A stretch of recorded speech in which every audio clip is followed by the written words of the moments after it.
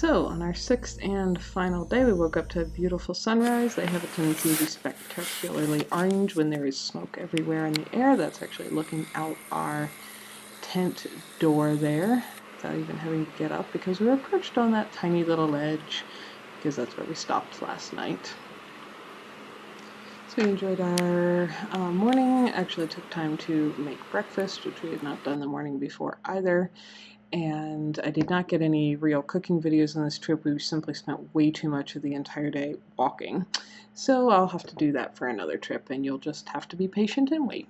But we hiked past some more gorgeous lakes, up over some more ridges. It's looking back down at Alpine Lake, another beautiful green turquoisey color. And then well, it looks a different color every time you get higher. Then we got up to a little lake that I don't think is named, and then we were back to the lake where we first started, Sawtooth Lake.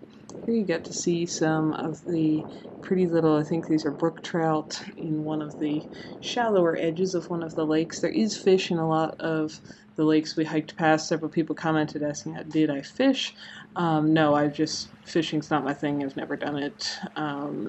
Really, if I had to, I suppose I could. I enjoy going on fishing trips and have spent a few thousand hours with other friends who fish. I just don't personally do so. It was another very hot day. There's Beth cooling her head off in a stream again. It's amazingly hard to get your head wet when the water is on the ground, actually.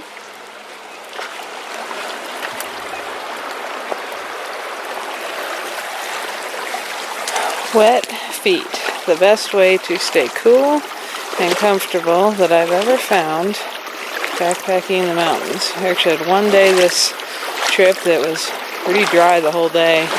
We had enough water to drink, but not enough to keep wetting my feet regularly.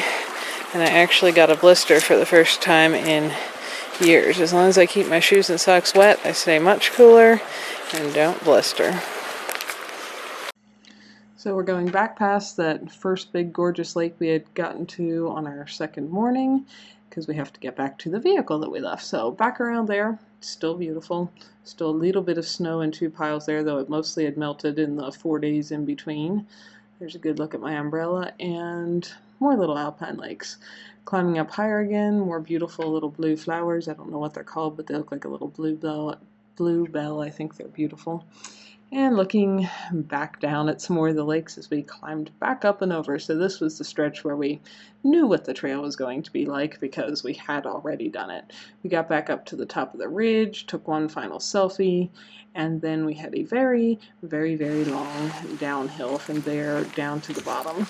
And if you have ever done much hiking, you know that though you get more out of breath going up, you get much more sore going down. It's much harder on your knees and ankles and such. So that was long. It was really, really hot that day. The smoke got thicker the lower we went, and I just started to really not feel good. My body's never dealt well with the heat, and though we still saw some beautiful flowers and beautiful scenery and stuff, and a beautiful little butterfly that just sat right in all the muddy shoe prints on the trail and sunned its pretty orange wings. Anyway, I think I was getting close to heat exhaustion, just felt completely awful. Plus, my feet really hurt from those blisters by this time because, like I said, I haven't gotten blisters in many, many, many years, and just the heat on this trip and the dryness created problems for that. So we hiked a very long downhill toward the end. I was starting to feel like I wasn't ever going to make it back to the vehicle, but we did. Actually, there's no more pictures there at the end because it was so hot and tired and miserable. When we got down to the car, we actually full on laid down in a mountain stream there along the road out from the trailhead to cool off, and then drove a very long ways home and got home late that evening and both had to work the next morning. So that was the end of our trip. And in hindsight, I would do a different loop than what we did because the last 2.5 days there were pretty cruddy conditions compared to the rest of it, not nearly as great of views. But that's one of the things you learn when you go into a mountain range for the first time and have never been there before. Still a fun trip. I'm still glad we went. We covered about 82 miles total by the time we got back to the car. And that's our look at the Sawtooth from my first trip ever there.